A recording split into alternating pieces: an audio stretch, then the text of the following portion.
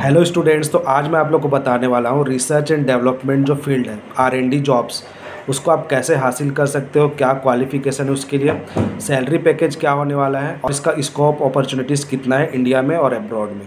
तो अगर आप फार्मेसी स्टूडेंट हो और हमेशा ये सोचते हो कि मुझे कुछ न्यू डिस्कवर करना है, एक कटिंग एज टेक्नोलॉजी में आप जाना चाहते हो, तो ये फील्ड फिर आप ही के लिए है। तो देखो, जो R&D डिपार्टमेंट होता है वो किसी भी फार्मास्यूटिकल कंपनी का एक बैकबोन होता है, क्योंकि वहाँ पर फॉर्मुलेशन डेवलपमेंट की बात होती है, इनोवेशन की बात होती है, क्लिनिकल ट्रायल, ड्रग डिस्कवरी जैसे बात होती है। और यहाँ पर पेशेंट केयर को ज़्यादा फोकस किया जाता है, मतलब जो सोसाइटी को चाहिए उसके हिसाब से हम लोग को ड्रग डिस्कवरी करना पड़ता है और उसमें रिसर्च करना पड़ता है। देखो, अगर इसके क्वालिफिकेशन की बात करें तो बी फार्म जो है वो एंट्री लेवल के लिए बहुत अच्छा है, आप एंटर कर सकते हो। लेकिन आपके पास अगर स्पेशलाइजेशन है, मतलब अगर आप एम फार्म कर रखे हो किसी भी ब्रांच में, चाहे वो फार्मास्यूटिक्स हो, कोलॉजी हो, केमिस्ट्री हो या फिर कोग्नोसी हो, तो आपके लिए एंटर करना बहुत ईजी रहता है और प्रमोशन ईजिली आपको मिल जाएगा।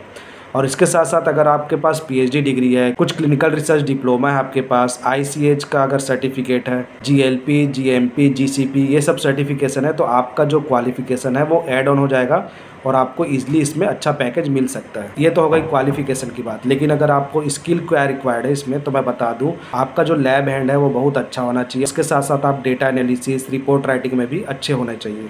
बेसिक इंस्ट्रूमेंट है जैसे UV, IR, HPLC, या फिर हायर इंस्ट्रूमेंट जैसे LC-MS, GC-MS, ये सब का भी वर्किंग आपको पता रहना चाहिए, प्रिंसिपल आपको पता रहना चाहिए। अगर आपके पास रेगुलेटरी एंड डॉक्यूमेंटेशन स्किल है तो ये भी बहुत अच्छी बात है, एड ऑन कर देगा आपका क्वालिफिकेशन को ये। अब हम समझ लेते हैं इसका क्या जॉब रोल्स होता है।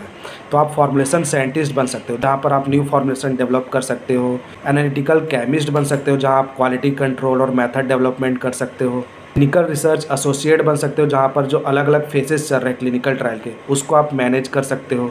डॉक्यूमेंटेशन स्पेशलिस्ट बन सकते हो, जहाँ जितने भी गाइडलाइंस है गवर्नमेंट के, उसके कंप्लायंस को आप इंश्योर करने का काम कर सकते हो। या फिर आप बायोटेक एंड वैक्सीन रिसर्चर बन सकते हो, जहाँ पर मॉडर्न थेरेप्यूटिक्स की बात होती है, आप न्यू थेरेप्यूटिक्स को भी मार्केट में इंट्रोड्यूस कर सकते हो। करियर एंड स्कोप की बात करें तो देखो, R&D एक ऐसा सेक्टर है जो फार्मास्यूटिकल कंपनीज के साथ साथ biotech companies, clinical research organisations, vaccine manufacturers, herbal remedies जो बनाते हैं, या फिर जो न्यूट्रास्यूटिकल्स बनाते हैं, ये सारे में आप जा सकते हो। अगर इसकी ग्रोथ की बात करूं तो देखो, अपॉर्चुनिटीज़ तो बहुत है इंडिया में भी, और एब्रॉड अगर जाते हो आप लोग तो यूरोपियन कंट्रीज़, अमेरिका, ये सब में बहुत ज़्यादा है, मिडिल ईस्ट में। और इसका एक्सपेंशन क्योंकि होते जा रहा है, नए नए प्रोडक्ट आते जा रहे हैं, बायोसिमिलर्स आते जा रहे हैं, तो इसका R&D सेक्टर जो है बहुत ज़्यादा एक्सपेंडिंग सेक्टर है, एक्सपेंड होते जा रहा है। सैलरी पैकेज की अगर मैं बात करूं तो देखो, फ्रेशर लेवल एंट्री में तो आपका थोड़ा सा कम है, 2.5 से 4.5 LPA। लेकिन जैसे आप 2 से 5 साल एक्सपीरियंसड हो जाते हो तो आपका जो सैलरी पैकेज है वो हो जाएगा 5 to 8 लाख पर एनम। वहीं अगर आप सीनियर साइंटिस्ट या फिर मैनेजर बन गए तो आपका 10 to 20 लाख पर एनम हो जाता है सैलरी। और अगर आप एब्रॉड चले जाते हो तो 60,000 to 1,20,000 US डॉलर में बोल रहा हूँ ना, ये आपका सैलरी पैकेज होगा पर ईयर। डिपेंड करता है आप US में कौन से रीजन पे पोस्टेड हो। अब मैं कुछ टिप्स बताने वाला हूँ आप लोग को, जिससे आप इस फील्ड में ईजिली एंटर कर सकते हो।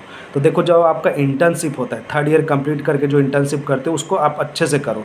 हो सकता है तो अगर पेड इंटर्नशिप कुछ कंपनीज कराती है, कुछ लैब जो कराती है, उसको जाके आप सीखो, ठीक है। वहाँ जाके आप जो रेगुलर लैब कर रहे हो, जो आपका बी फार्म का लैब है, उसको अच्छे से करो। जितने इंस्ट्रूमेंट आप सीख सकते हो उसको सीखो, आप अपना स्किल इंप्रूव करो वहाँ से। रिसर्च पेपर पब्लिश करो, रिसर्च पेपर मैं बोल रहा हूँ ना, रिव्यू पेपर नहीं। कुछ छोटे मोटे रिसर्च सही, लेकिन कुछ नॉवेल्टी लाओ अपने वर्क पे, तो रिसर्च पेपर पब्लिश करो, इसका भी वेटेज मिलता है। और जितने भी कॉन्फ्रेंस होते हैं या फिर जो लिंक्डइन प्रोफाइल है, ये सबसे अपना नेटवर्क बढ़ाओ, ठीक है। वहाँ पर जाओ, लोगों से मिलो और उनके टच में रहो। तो अगर रिसर्च करना आपको एक क्यूरियोसिटी लगता है, एक नया जो नोवेल्टी लाने का आपका इच्छा है, आप इस पे बहुत ज़्यादा इंटरेस्टेड हो, तो ये फील्ड आपके लिए है। ये आपके लिए next big medical breakthrough हो सकता है, ठीक है। So this is all about R&D job. Meet you soon on the next video. Till then, thanks for watching. Thank you.